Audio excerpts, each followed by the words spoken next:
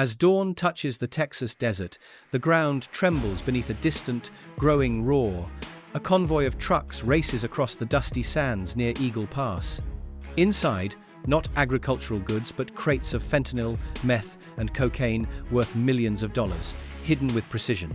It's a massive shipment from the underground empire daring to cross the U.S.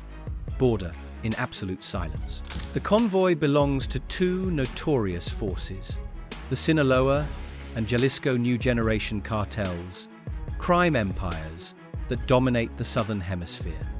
For months, HSI and CE agents have secretly traced every route, every transfer hub, every sign of trade.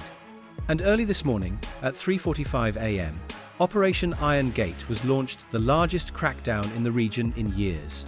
Iron Gate, one of the biggest anti-cartel operations in U.S. history, mobilized over 1,200 federal agents from ICE and DEA to tactical border units. They deployed simultaneously along the Texas-Mexico border, not just to capture smugglers, but to dismantle an entire criminal machine functioning like a shadow nation, powered by vast wealth and weaponry. With AI surveillance systems, thermal drones, and satellite data, U.S. forces monitored every cartel movement for weeks. Every signal and decoy coordinate was verified using top-secret military software. When the convoy neared Del Rio, ICE agents gave the signal. In an instant, the desert erupted, chaotic, violent, and decisive. Sirens ripped through the night. Helicopters circled above. Armored vehicles closed the perimeter.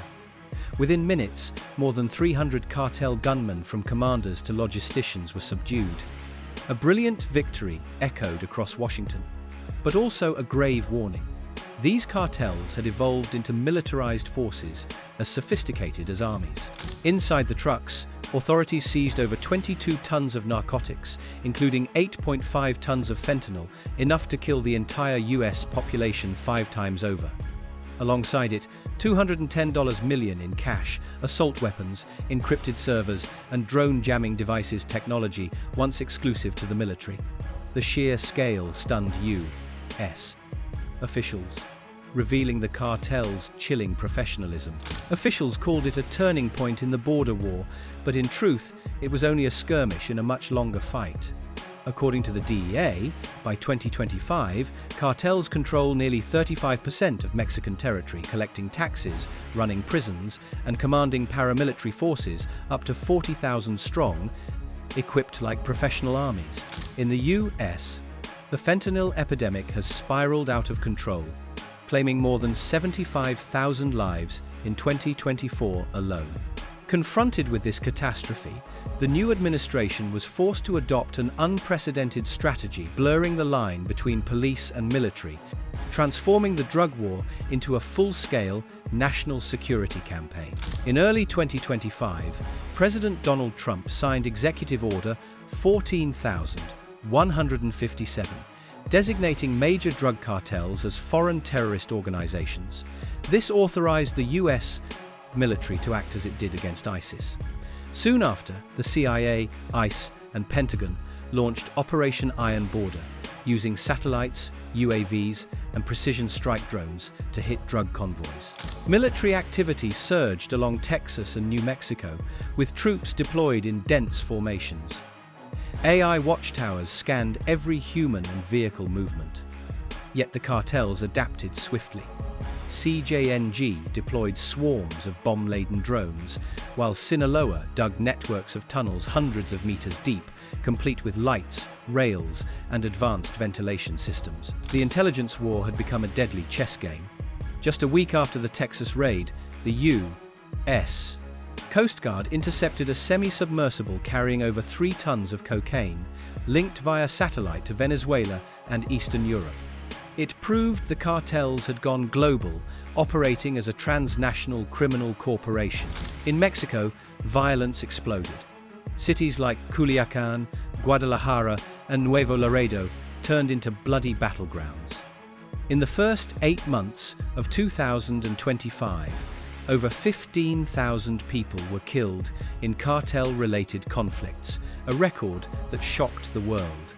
Under pressure from Washington, Mexico was forced to expand cross-border cooperation. By 2025, more than 50 cartel leaders were extradited to the U.S.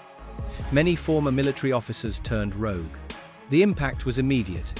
Drug supply chains collapsed, fentanyl and meth prices soared, and border crossings dropped nearly 30%. Yet, behind the success, a shadow of retaliation loomed, cartels quietly regrouping for revenge. The cartels struck back with brutal force. U.S. agents and Mexican journalists became top targets. In June 2025, an ICE convoy was ambushed in Arizona, 2 killed, 3 seriously wounded. Weeks later, an investigative journalist in Monterrey was murdered savagely. The message was clear. The cartels were unafraid and preparing for a large-scale counterattack. U.S. intelligence warned that the border zone could soon turn into a low-intensity war zone. Satellite images showed cartel militias amassing heavy weapons from Eastern Europe and the Middle East. Their estimated annual revenue now exceeds $600 billion, comparable to the GDP of a mid-sized nation, enough to sustain a global shadow empire. Now, America's goal is no longer just to seize drugs, but to dismantle the underground economy that sustains these syndicates. The U.S. Navy intensified patrols in the Gulf of Mexico, intercepting disguised submarines and supply ships. In 6 months, more than $2.5 billion worth of narcotics were seized, a record. Yet officials admit, it's still only the tip of the iceberg. Not everyone supports the campaign. Many Latin American leaders accuse Washington of heavy-handed interference. Mexico's president declared at the UN, "We need cooperation, not occupation." His statement spread rapidly, fueling fears that the militarization of the border could ignite a new Cold War in the Americas. In the US, public opinion is deeply divided. 45% support limited military action, 39% oppose it, fearing endless war, and the rest hover between fear and despair. For families who lost loved ones to fentanyl, the arrests bring hope. But for those living near the border, every day feels like a potential battlefield. Despite controversy, special forces pressed on. In late September 2025, ICE and DEA raided a secret base in San Antonio. They discovered CJNG's command center, which tracked U.S. patrol schedules in real time.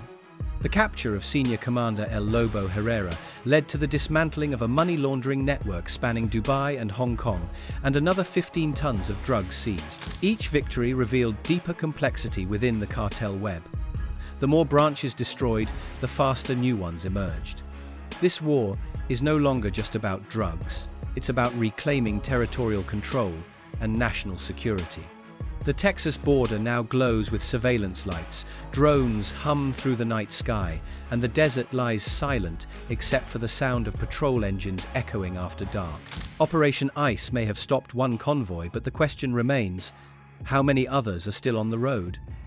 Every victory casts a new shadow. Every arrest invites retaliation. The drug war has transcended crime. It's now a battle for sovereignty, security, and influence between 2 neighboring nations. In the desert darkness, another convoy begins to move.